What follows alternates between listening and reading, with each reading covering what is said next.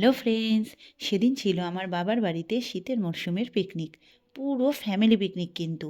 সকালে হঠাৎ ঠিক হলো, দুপুরে আয়োজন করা হলো আর রাতে পিকনিক হলো। সাথে ছিল ফ্রিতে পাপেট শো। বাচ্চা পার্টি তাদের নিজেদের মতো এনজয় করছে আর ওদিকে রান্না করা শুরু করে দিল। বাড়ির পুচকে পুচকে বউ দুটো করছিল চিকেন কষা। আর এদিকে ওদের ননদ মানে আমরা তিন বোন শুরু করলাম আনন্দ, শুরু করলাম চা দিয়ে আর তারপর নাচানাচি।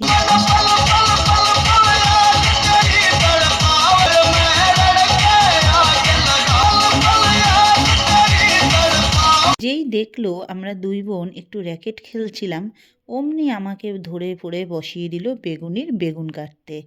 বড়রা দায়িত্ব নিয়ে নিল এবার ফ্রাইড রাইস করতে।